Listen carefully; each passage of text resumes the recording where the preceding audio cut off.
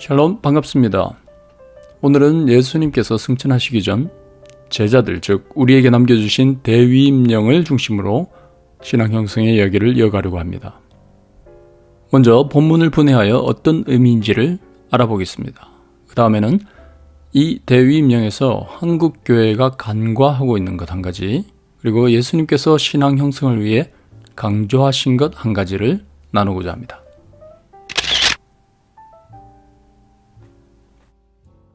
먼저 오늘 본문을 보겠습니다. 예수께서 나와 말씀하여 이르시되 하늘과 땅의 모든 권세를 내게 주셨으니 그러므로 너희는 가서 모든 민족을 제자로 삼아 아버지와 아들과 성령의 이름으로 세례를 베풀고 내가 너희에게 분부한 모든 것을 가르쳐 지키게 하라.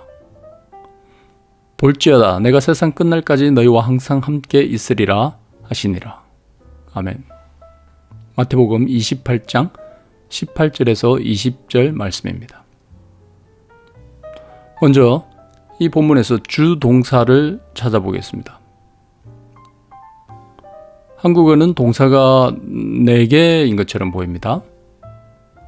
가서, 제자로 삼아, 세례를 베풀고, 가르쳐 지키게 하라.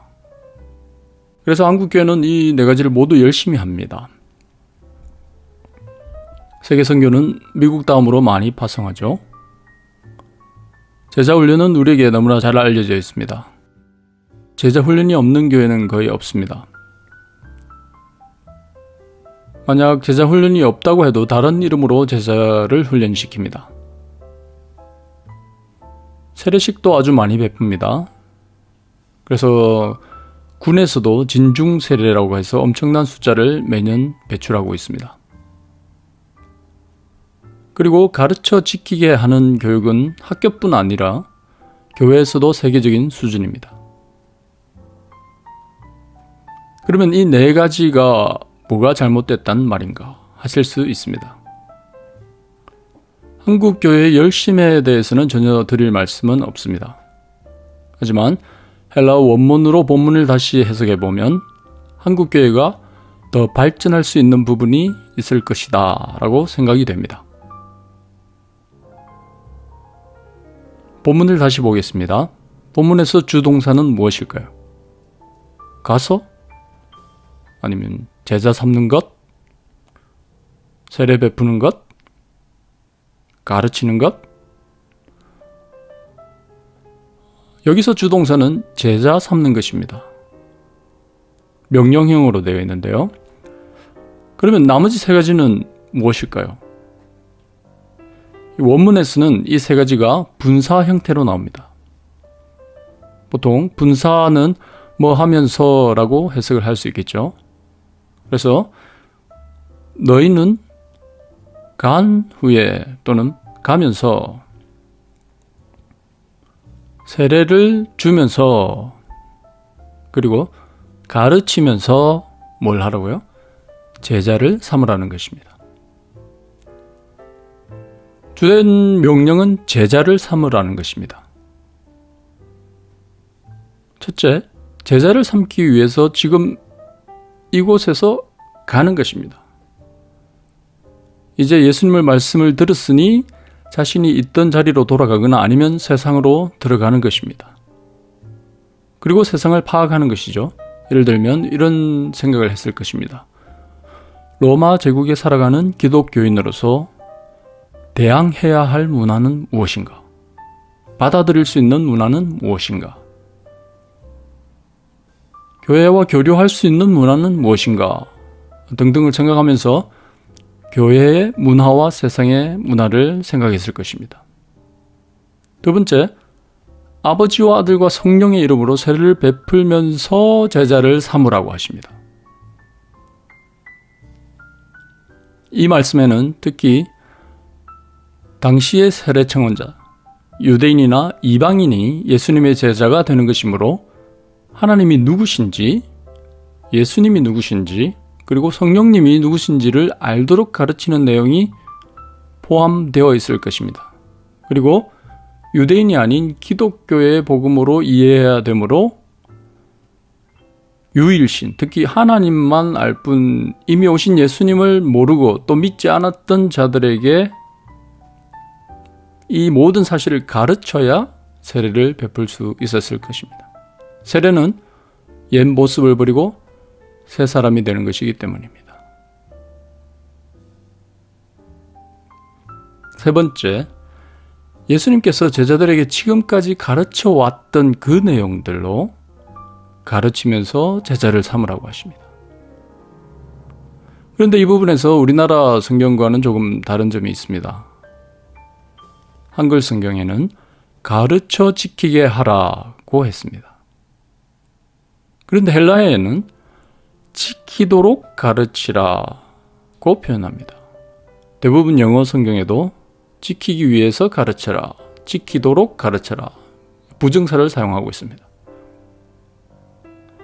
뭐가 다르죠?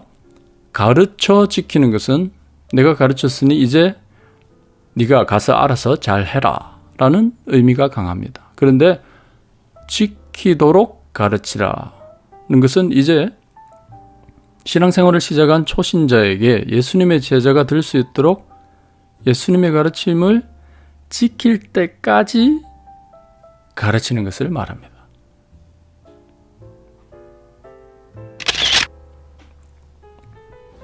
이제 한국교회가 간과하고 있는 것 한 가지를 말씀드리겠습니다. 제자를 삼는 것이 가장 주된 명령이라는 점입니다. 제자를 삼는 일을 위해 가는 것입니다. 제자를 삼는 일에서 세례를 베풀어 가는 것입니다. 제자를 삼는 일로 가르치는 것입니다. 제자를 삼는 것이 주된 명령이 되지 않으면 제자 삼는 일보다 선교를 위해 나가는 일에 더 치중하게 됩니다. 선교보다 제자 삼는 것보다 나가는 자체의 목적을 둘 수 있다는 것입니다. 제자를 삼는 것이 주된 명령이 되지 않으면 세례교인의 숫자만 많이 늘릴 수 있게 됩니다. 그래서 우리 교회는 세례교인이 몇 명이다 라는 숫자에만 집중하게 되는 것이죠. 그러면서 따라오는 큰 실수는 세례를 위한 교육을 하지 않거나 점점 줄여간다는 것입니다. 이것은 실제로 한국교회의 현실입니다. 우리나라 초대 교회는 적어도 6개월의 학습기간, 6개월의 세례기간이 있었습니다. 더 나아가서 2세기에서 5세기의 교인들을 보면 보통 3년간의 세례 교육을 받았습니다. 그런데 여러분들은 세례를 위해 얼마 동안의 교육을 받으셨죠? 일주일에 한 번씩 4시간 또는 6시간? 대부분의 평균이 그럴 것입니다. 제자를 삼는 것이 주된 명령이 되지 않으면 제자 훈련이 단지 성경 지식만 전달하는 지적 중심, 인지 중심의 교육, intellectual 또는 cognitive teaching and learning이 되는 것이죠. 배운 것을 삶으로 옮겨오는 실천적 교육이 되기 어려울 수 있다는 의미입니다. 여기에서 제가 강조하는 두 번째 포인트가 바로 가르쳐 지키게 하라입니다. 예수님은 성도의 신앙 형성을 위해 매우 중요한 특징을 말씀해 주셨습니다. 신앙 성장을 위한 교육은 절대로 가르쳐 지키게 하라가 아닌 것이죠. 교회 지도자나 교사님들의 입장에서 생각해 보겠습니다. 제자 훈련생들을 몇 명 배출했다거나 가르쳤고 우리 할 일 다 했으니 이제는 훈련생들의 몫이다라는 식의 교육보다는 지키도록 가르치는 교육이 필요할 때입니다. 반대로 교회의 피교육자 입장에서 한번 생각해 볼까요? 성경 공부 마쳤습니다. 오늘 본방 공부했어요. 또는 저는 제자 훈련을 수료받았습니다. 사역 훈련을 수료했습니다. 네, 매우 중요합니다. 그런데 솔직히 단번에 교육이 끝나는 일은 아닙니다. 여러분도 경험해 보셨겠지만 배운 후에 그대로 지키는 것 혼자서는 잘 안 됩니다. 옛 습성을 고치는 일에는 많은 노력이 필요합니다. 그래서 머리에만 가득 담기만 한 지식 중심 또는 주입식 교육이 지금 한국 교회에 대한 사회적 지탄의 원인을 제공할 수 있었겠다라고 생각을 해봅니다. 이론이 있다면 실천이 함께 따라가는 교육, 지정의가 함께 가는 교육, 즉 지식으로 믿고 정서적으로 신뢰하면서 마음을 다해 하나님께 대한 충성과 사랑과 애착을 가지고 의지적으로 우리 팔과 다리가 사랑을 하게 되는 그런 교육이 절실한 때인 것 같습니다. 이론 중심이나 주입 중심의 교육에서 통합적인 교육, 홀리스틱 에듀케이션 혹은 전인적인 교육으로 패러다임을 바꾸는 것은 굉장히 중요합니다. 이런 측면에서 피교육자들도 마찬가지겠죠. 지킬 수 있도록 도와주세요 하는 자세로 배움에 임할 때 믿음이 형성되어 가는 것이죠.